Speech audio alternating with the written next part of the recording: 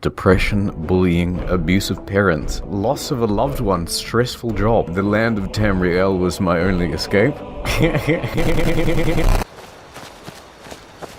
There's nothing in the world of Tamriel better than breathing the fresh open air of Skyrim, coming home to a warm fire and a beautiful wife after gloriously slaying my enemies in bone-chilling caves. I don't think there's anything... Wait. What? What is this? What in oblivion is happening to me? Must be a daedra messing with my mind. You will not dominate me, Shilgrath. Wait. What?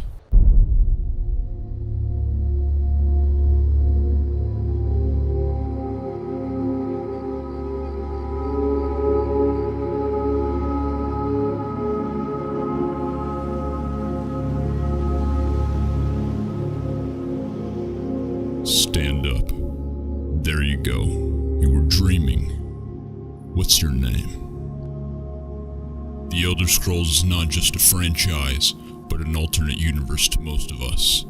It has brought us endless emotion from raging laughter at the silly bugs to the nostalgic ecstasy of the unforgettable atmosphere. So I'm sure none of us relish thoughts of the current state of Bethesda as it seems to sustain its fall from grace. What was once the industry's boon for the biggest and boldest sandbox RPGs has now metamorphically shifted into the ugly face of corporate greed and gluttony. From what started as simple streamlining has descended into dumbing down their RPGs, all the way to the espousal of microtransactions. There's no deficiency of cardinal sin around here, but there is a chance for redemption. They have made some of the most monumental and memorable games to ever touch this planet, and maybe with enough of us guiding them, they will listen. Todd Howard, the world is on your shoulders. Hi, my name is Drew Gooden. I make videos on the internet, and I am a massive fan of the Elder Scrolls series. My name is Ruben, sort of a part of Jar Media, and I played Skyrim. Hello, my name is Will. I have a channel named Willburger, and today I'm going to talk about my experiences playing Elder Scrolls IV Oblivion. My name is Mandy of Mandalore Gaming, and I make game reviews. Hello, Max. This is me answering your questions in relation to Skyrim. Hello. So I'm going to give my opinions on the Elder Scrolls games. I'm an internet historian, and frankly, I owe everything I have to to Skyrim. My name is Reese, and I'm an alcoholic.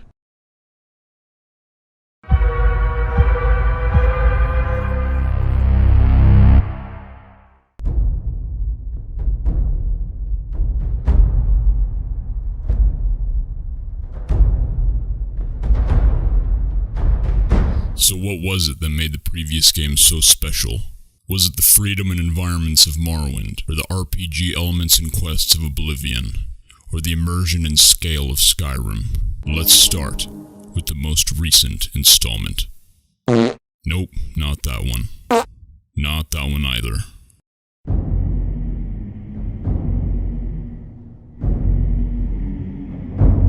Nordic blood flows through my veins. To traverse the hinterlands of Skyrim from the Reach to the Rift, encountering drunk Nords and suicidal orcs, hiking up pulchritudinous mountains and plunging down deep Dwemer labyrinths. Thinking back on all of it, I feel a sense of ingrained belonging to that world. Well, Skyrim's had a huge impact on the world. It's one of my favorite games. Yeah, I don't know what would have happened to me if I didn't have that game, now that I think about it. Oh, it's like pure bliss. I love that game. One of the best gaming experiences I'll likely ever have. It was just an important game for me to play. It was a very important game, probably for lots of people. You come into this world as like a nobody, and then you solve everybody's problems. You become the Thane of every city, and then you have impacted the world in that way. And that's what's so cool about the game, living sort of vicariously through these hero characters. Hell yeah. Hell yeah, dude. Let's march to war. Let's fucking do some shit. I'm in the need for some mead and ready to pillage a village, you know what I'm saying? Fuck, that was good. Put that in the video, please. Well, it almost let you do whatever you want from the start. Everyone always says it, but it was the feeling of exploration. I don't know, it's quite nice memories. You know, it takes me back. I had a bunch of shitty jobs growing up, so these games definitely helped forget about that for a second.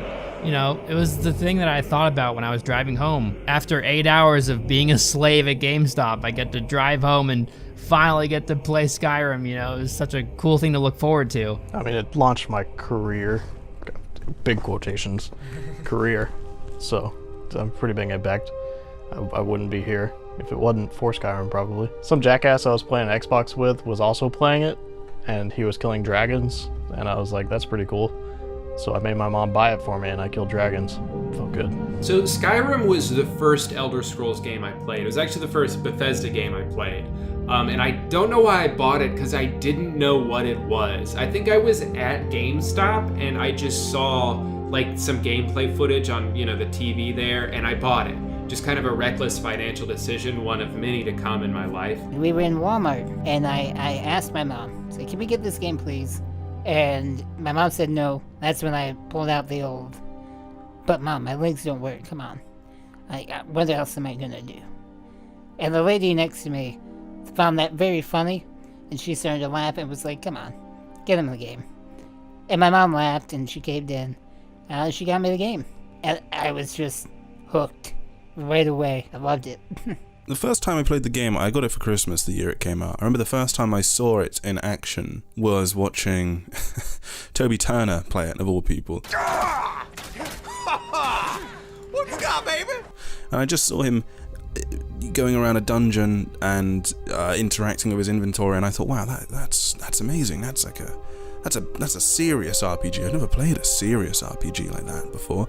And I brought it home, I started playing it, and I hated it for like the first couple hours, because I just remember being stuck in that first dungeon, like when you're escaping Helgen. I just got stuck, and I was like, why did I buy this game? I don't know what it is. And I got really mad, and I didn't play it for several more days.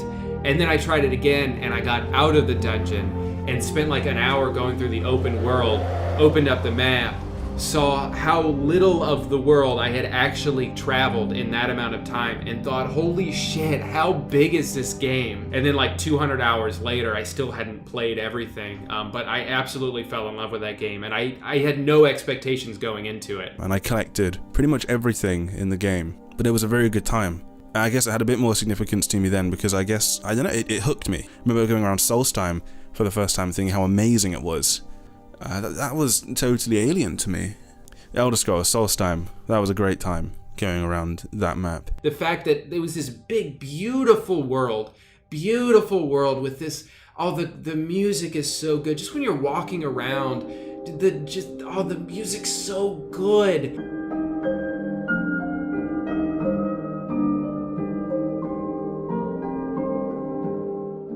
The atmospheric stuff is pretty much perfect. It really brings the game together, really ties it all together. I think without music that good, the game just wouldn't have the same, the atmosphere wouldn't be there without music that good. But it's the music that ties it all together. The music is so good. Jeremy Sewell, you're a blessing. It'll be like nighttime, and you've got like the northern lights, and you just killed a dragon, but you're not even worried about that because you're picking flowers, and there's the most beautiful orchestral music playing, and it's like pure bliss. The base game itself is a monolithic construct, a vast expanse of cryptic mysteries and titanic possibilities. But on its own, it's not much more than that.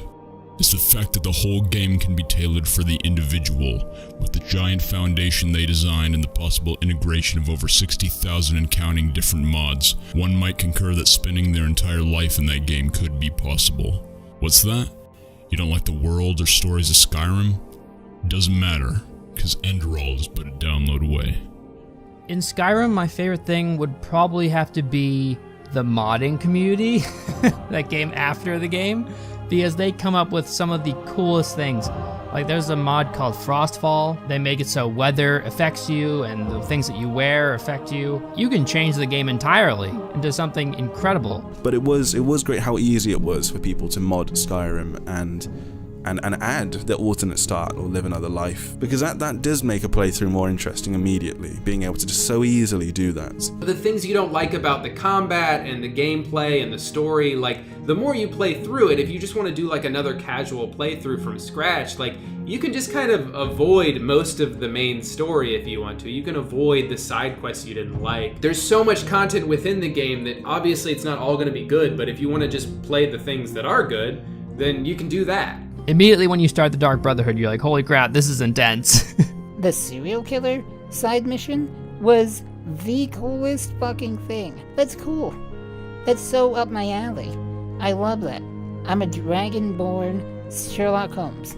I like collecting about 50 side quests at once, then setting the marker for everything, then going around and mindlessly fulfilling them in order of what's closest, while watching a movie or listening to a podcast. I did like the side quests quite a bit more probably than the main quest, doing the Dark Brotherhood and the Companions and the Thieves Guild. That's actually quite good, especially the Thieves Guild. People are particularly fond of that because obviously you get the Nightingale armor and the skeleton key that you get, and then you just never finish the quest because you would rather just have this unbreakable lockpick than have to deal with actual master chests properly.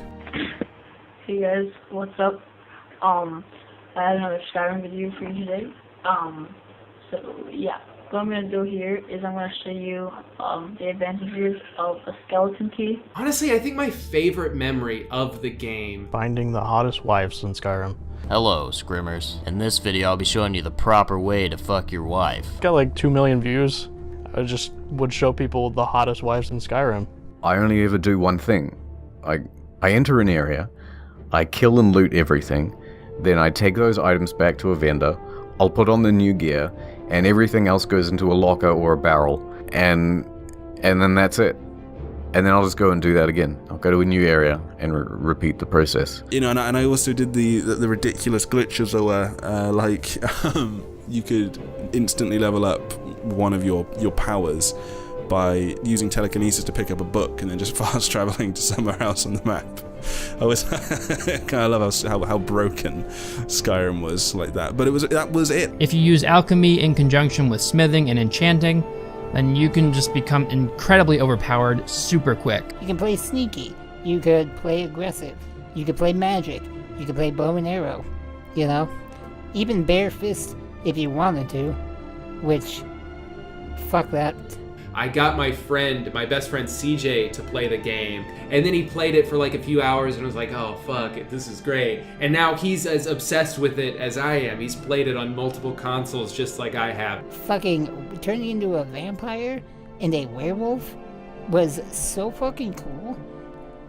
That's fucking dope. That is so metal as shit. I loved it. I like the quick saving feature. Quick loading is also good.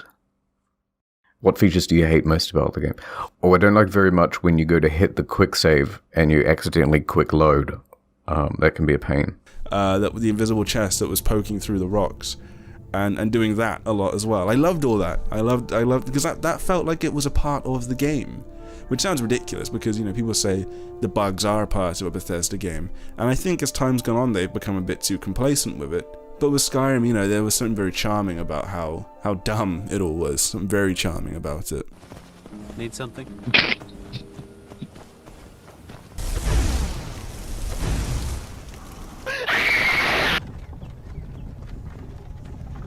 Oh god, no!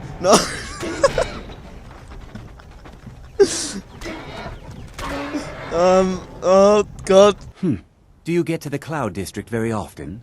Oh, what am I saying? Of course you don't. I'll have you know that there's no pussy. People, you come to just know the bits of dialogue that they say whenever you walk near them. They should have had a lot more voice lines for the guards, because you run into guards more than anyone else, and they all say the same goddamn thing. I used to be an adventurer like you, till I took an arrow to the knee. Let me guess, someone stole your sweet roll? Every time I dump all my junk at the general store in Whiterun, do come back. Oh, I heard you're joining the Dawn Guard. A special delivery for your eyes only. And that's the Amazon delivery guy in Whiterun. Are you here to discuss the ongoing hostilities like the other great warriors? Bark, bark. I'm sworn to carry your burdens. Fuck Lydia. Lydia was a cunt. She was a fucking bitch. Your first companion, and she's just complaining? Fuck off. Do you know who I am? I'm the Dragonborn, baby. I remember the king. Swag. He was a bit of a cunt because he sat in his chair like I'm sitting in this chair. And the chair was way too big for him. I'd fill that chair a lot better. What are all the things you loved about the characters? Their loot? Everyone remembers how the Riverwood trader was the trader who, if you invested in, he would have 11,000 gold, and that made him the best person to go and barter with. But one time in one of my playthroughs, in my big one, a dragon just killed him. So that was that. Well, it's responsible for a lot of memes and references. It's kind of like The Simpsons of the video game world. You can kind of speak in Skyrim references. I used to be an adventurer like you. Then I took an arrow in the knee.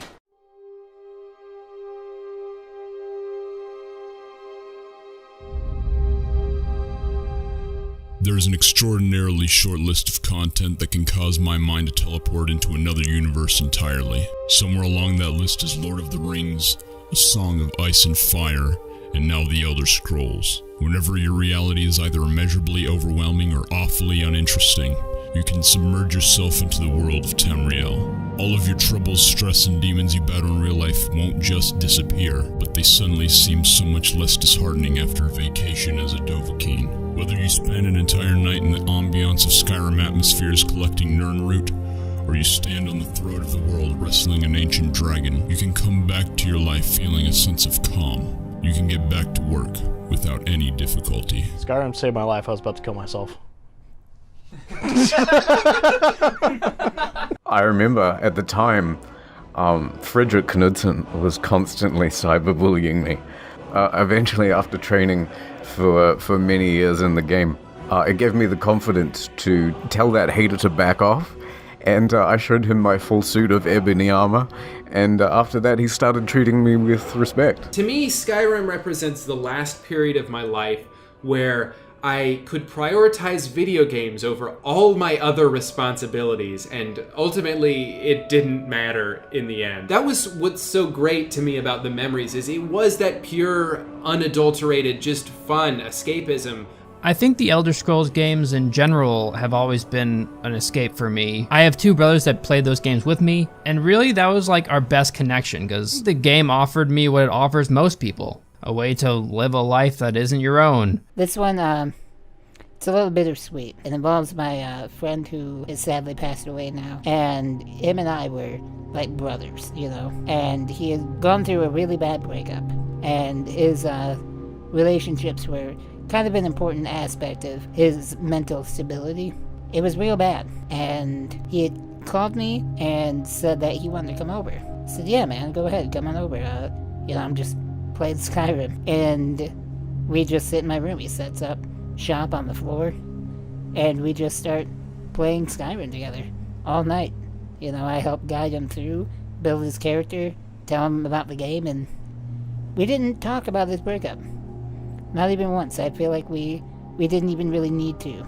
It was having fun and getting ready to escape from, life for a few hours. I really do cherish that memory quite a bit. Damn. Whew.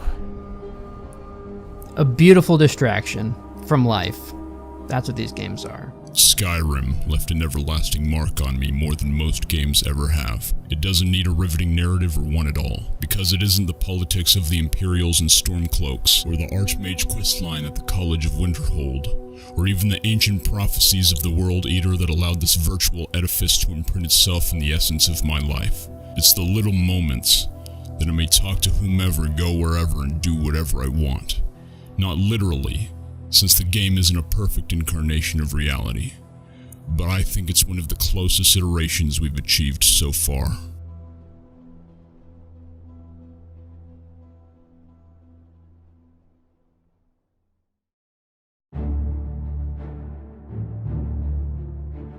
You're situated at the fringe of a cliff. It's dusk.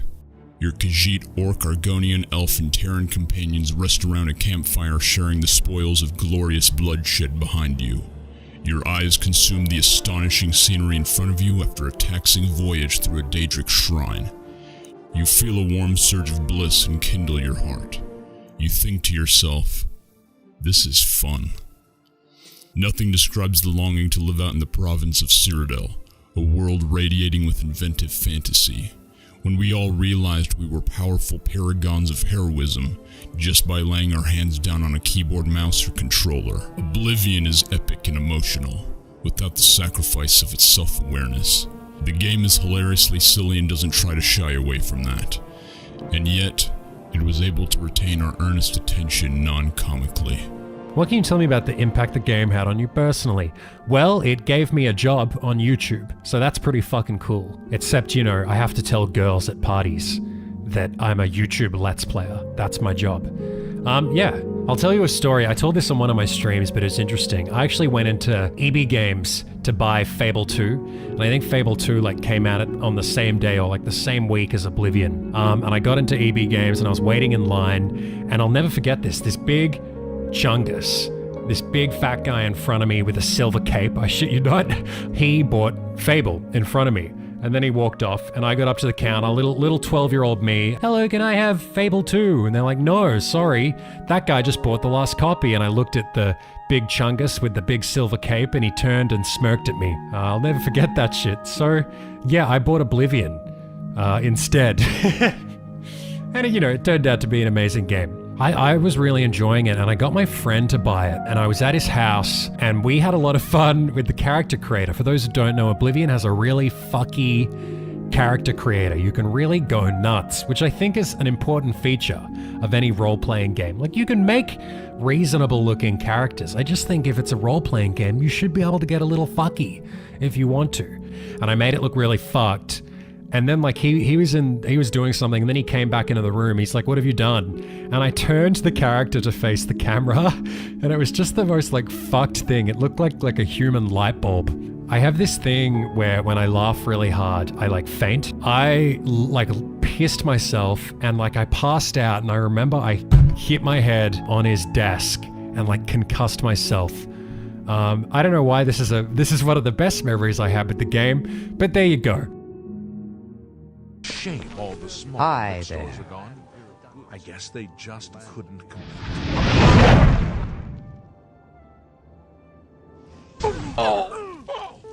There's a spell making feature. You have to spend a lot of time getting there. I think you have to become a mage.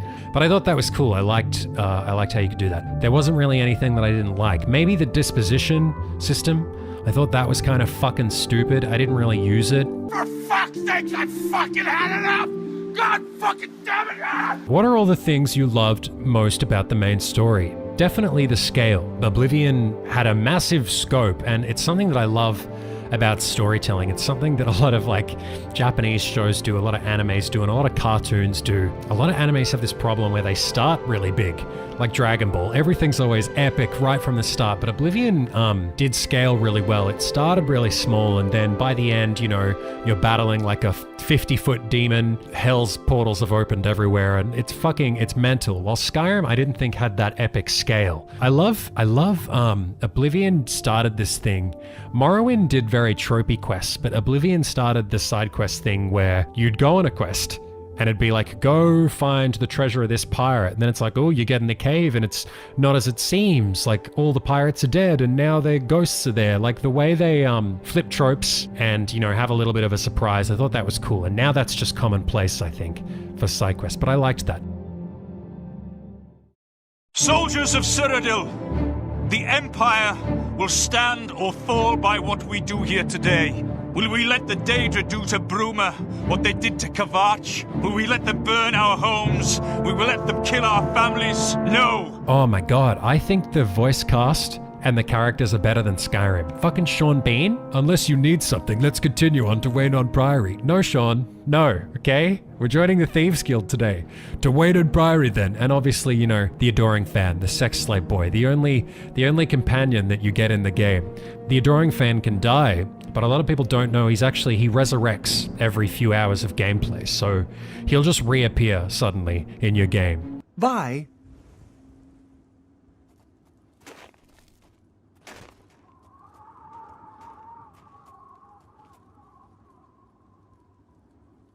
Patrick Stewart had a really small role, and I loved his character. I am your emperor, Uriel Septim. By the grace of the gods, I serve Tamriel as her ruler. There's no characters I dislike. I mean, all the characters are like equally epic and memorable, and also autistic and lovable, you know?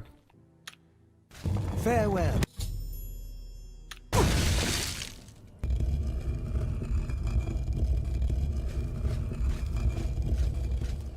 May you rest in peace.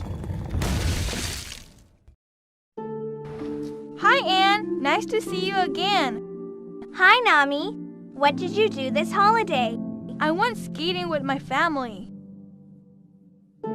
Sounds good. Yeah, the way people can laugh at the game today, I think it's great. But also, I think it drastically changed RPGs. There's a video on my channel where I look at, you know, Oblivion's very goofy today, but it was very ambitious. Oblivion, Elder Scrolls. There's video footage of Todd Howard, who's the director of Bethesda. I fucking met him at E3. I love you, Todd. They talk about and they show how they sit down and play these games. PewDiePie says the same thing if you watch his video where he talks about Oblivion.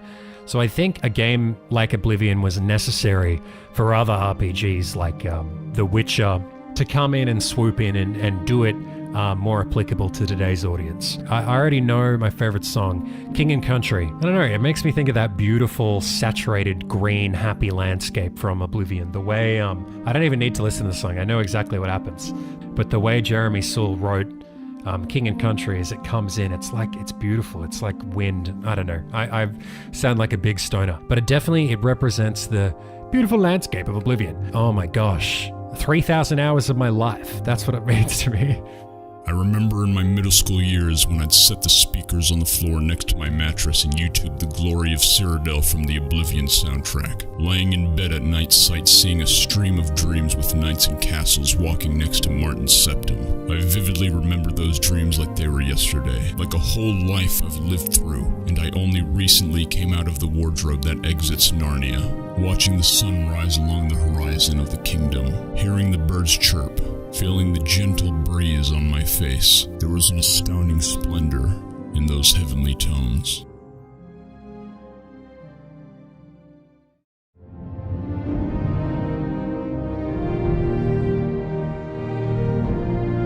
Without Morrowind, Bethesda would be buried 6 feet deep in 8th bankruptcy. This was their final fantasy. I've never played Morrowind, but I will speak on behalf of those that did. From what they told me, and I quote, Morrowind. Now this is a gift from God. This game is so good. When I first played it, I hadn't played anything like it, and it was just an experience that defined the rest of my life. When I first played Morrowind, I was in middle school. I saw a case for it at a video rental store, and it was the Game of the Year edition. And it was something that I had heard a bit about, but I couldn't get the actual game because my computer at home wasn't good enough to run it. The first time I picked it up, I don't think I understood just how big the world was until I got to Balmora, and I just saw that it kept going and going and going. You start out in this little town, and once you leave, you have 2 options. You can go right or left. And if you go left, you're greeted by this man that falls from the sky and dies. And he has a scroll on him that makes it so you can jump like 1,000,000 feet in the air. It's little things like that that made this game so good. There was so much passion put into it. And I looked at the map, and this, had the expansion, so Solstheim was up there too. And I realized just how huge all of this was. I could interact with everything on a very, very micro level. Like the fact you could walk in a house and move things around, and it was on a landscape so big was just mind-blowing to me. It was something I was really looking forward to playing after school. At that time, Morrowind was a pretty awesome game. You can go back and play it now and you'd be like, oh my god, the combat is awful and stuff like that. But I think still to this day, there are a lot of things that Morrowind does right. When things were piling up, it was just this place where you could go and you could live out a completely different life and take things at your pace. And you didn't have something immediately due the next day. Just the sheer amount of stuff you could do was really appealing to me. One of my favorite memories of it was there's a fort in Solstheim called Fort Frostmoth, and I wanted to make that my house. So what I ended up doing was using a command spell to move everybody out of the house and move all the stuff out, and basically just move the Imperial Legion out of their own fort. At the same time though, I still said, I kind of want some NPCs I like around. and then I had to make like a area of effect command spell. And I was just gathering up this big posse. And I didn't realize until I actually got to the port to Solstheim that you could just fast travel them across. So I ended up having this kind of exodus across all of Vardenfell with this big train of NPCs following me, and I'd have to keep drinking potions and recasting the spell and turning it around. Because I had to get these people across the entire country and then across the sea so I could have some staffing at my house across in Solstheim. It was really funny looking back at how much time I essentially wasted doing this, but it just goes to show, it's like, oh, if you want to move out of a house and move in, that's your call. If you want to take some people across, that's your thing. There was just so much you could do.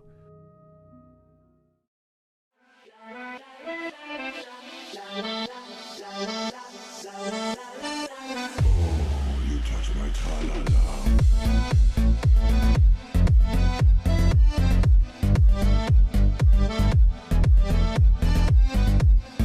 Oh god, the Crassius Curio or Cracius Curio. Some of the stuff he has you do to get like your stronghold. It's something I don't think you would do today. Like he wants you to like take off your clothes so he can like look at you, and he's always calling you like dumpling. He's like, oh yeah, I'll give you the property deed, it's easy, but I just want a kiss. But it's something you wouldn't expect, and it's done intelligently. And it's done in a way that's really memorable.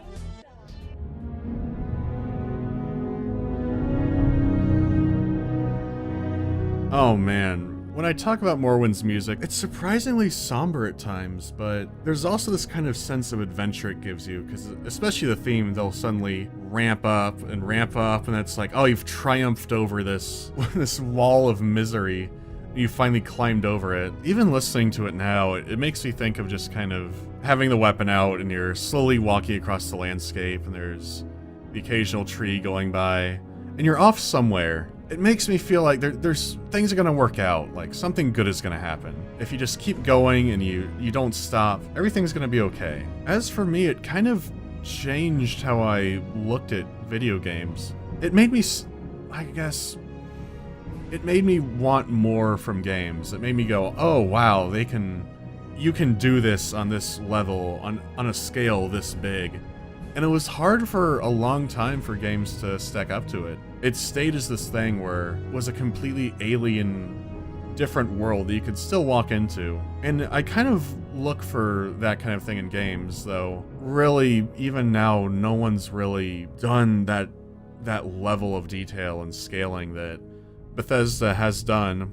At the same time, I kind of wonder if Morrowind is going to be it as far as something that good on so many levels coming together like that will be. I'm looking kind of hopeful towards it. I'll just listen to the Morrowind theme to feel better.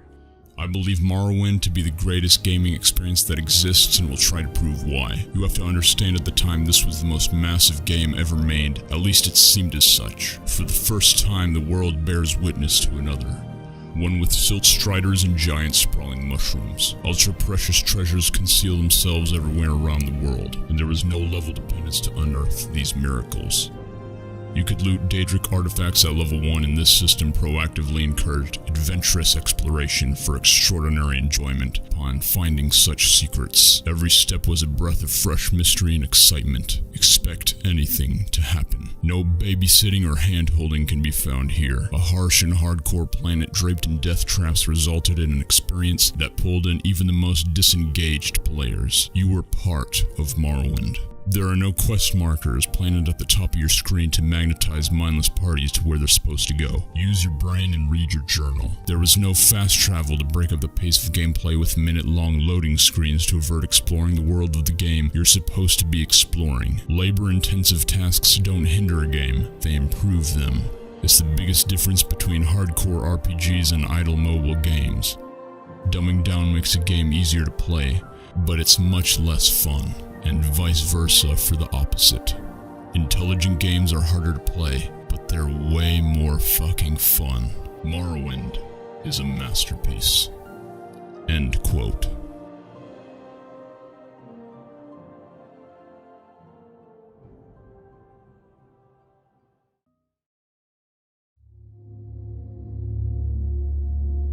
I think the basic nut of the game, which is I'm going to make the person I want to be, and then explore this world that is very real to me at the time I'm playing it, and fantastical. How does that game react to what I'm gonna do? And give me an outlet for whatever kind of character I want to play. And kind of that adolescent power fantasy of, you know, what I thought I was doing when I played Dungeons & Dragons. If anyone at Bethesda is watching this, take these words with you whenever you get back to work. If I had to give Todd Howard some advice for Elder Scrolls 6, I would say, just take Morrowind and do exactly what you did with Morrowind, but with better graphics and better combat and all that. Then you'll have a masterpiece, guaranteed. Make it interesting, make it fun, you know?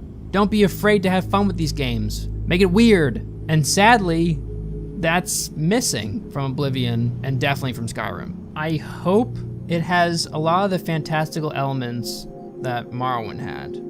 I hope that it tries to be different, because what I found most appealing about these games is that you can create your own story, you know? You can create your own character, you can do whatever you want with them. God Howard? Well, he was God Howard, now he's kind of a little bit of a scumbag, but...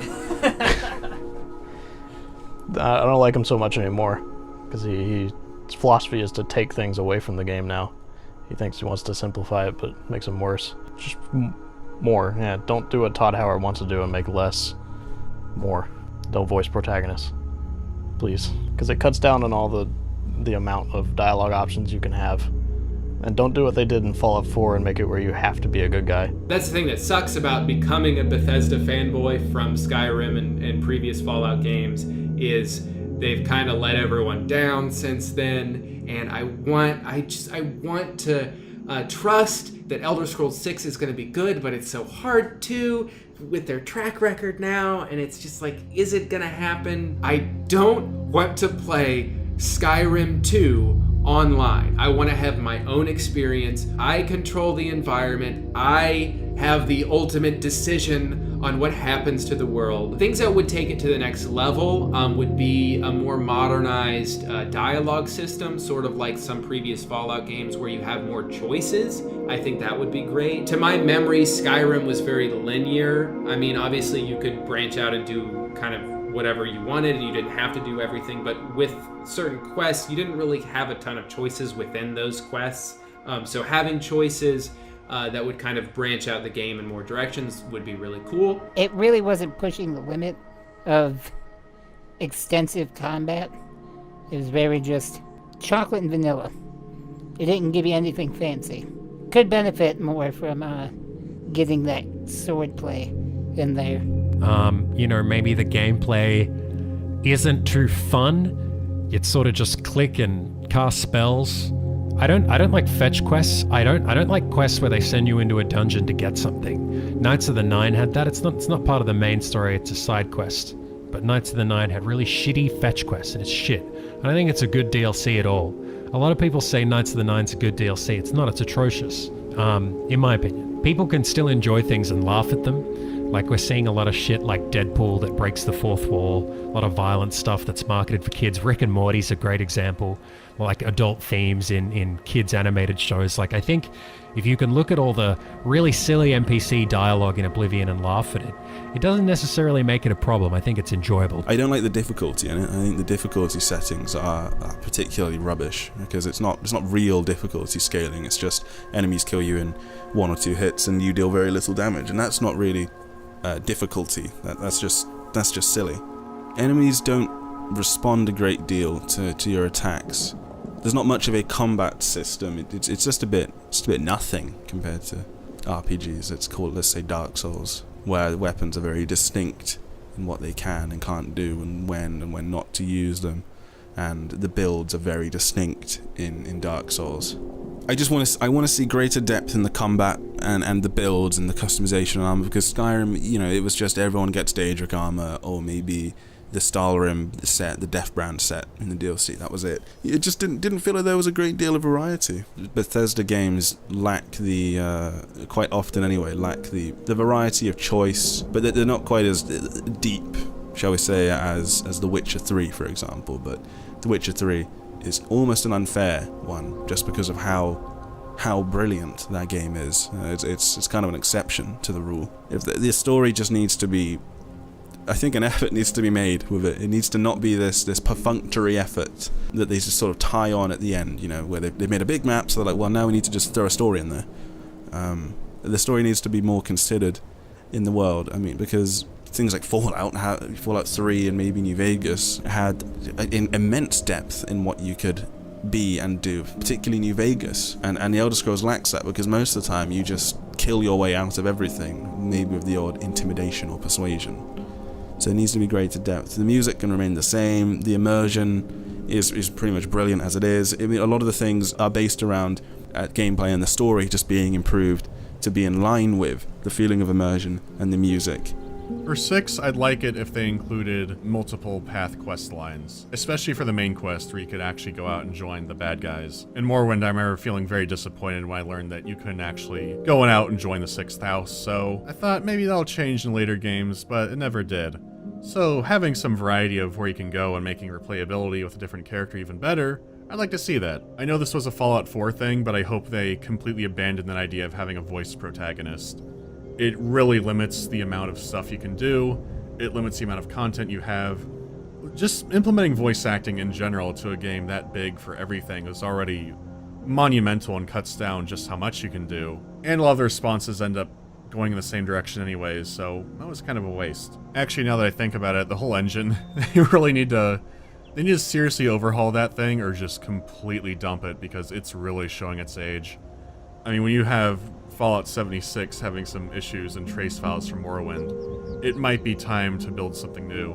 I hope that they try to make the story more interesting and they make the characters more interesting, and that they have some nuance to them, and they don't try going the route of appealing to as many people as possible with something very safe and very generic, which I feel like Skyrim had that issue.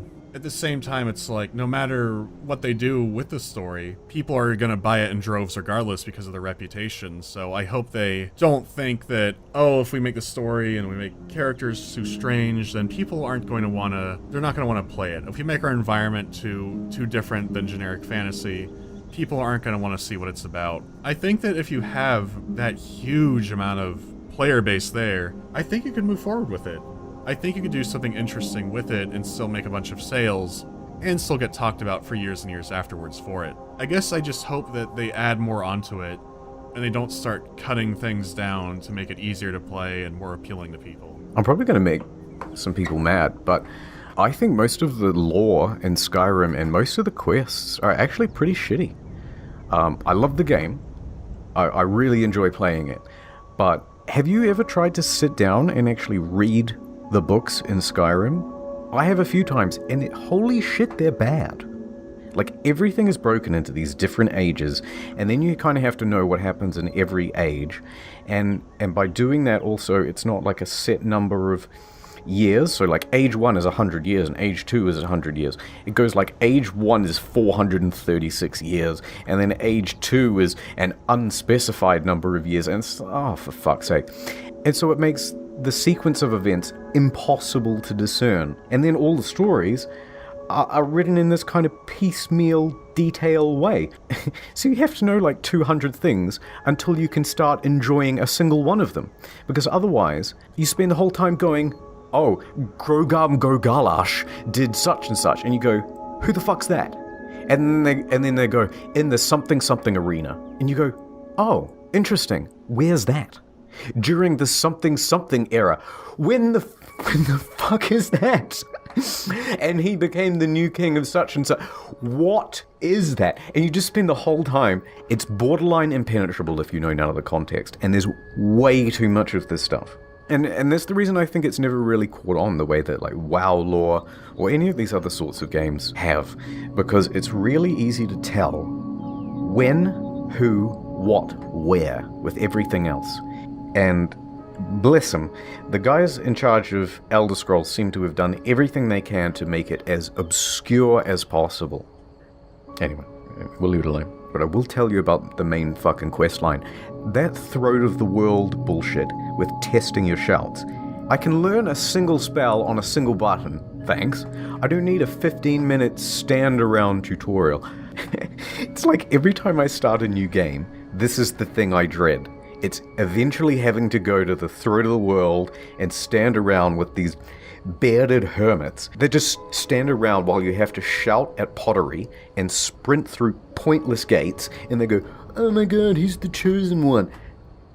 They absolutely need to make a skip for this. I can deal with the long-ass intro, but this throat of the world thing is the worst element in the entire game.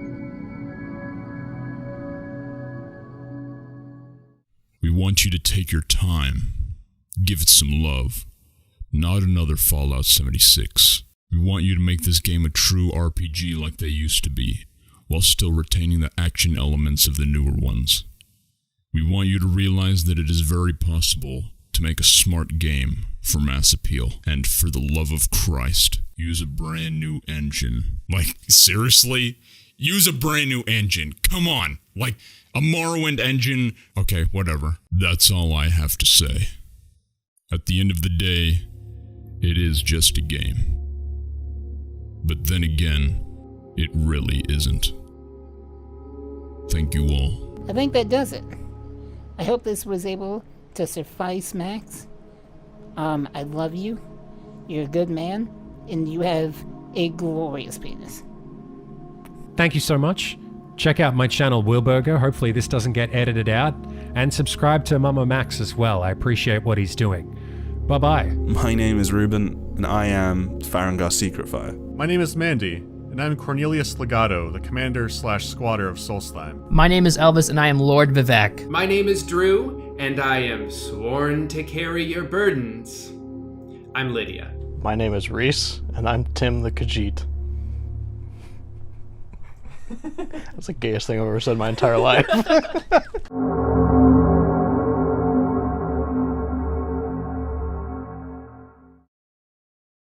If you enjoyed the video, go to my Patreon and give me money for it, because YouTube sure as hell doesn't pay me. No doki doki, you're a homo okie dokie audio hair scared of me, cause I'll abuse him terribly, and you're Hispanic swine sky 69 underdog, suck my cock, Sir Lich, don't make me laugh, more like Sir Assex, that's a fact. Leslie Sulfate, Rivet's giblet, seems like I killed it from a skillet, Sir my silver platter, need him and throw up and beat off. Thank you all.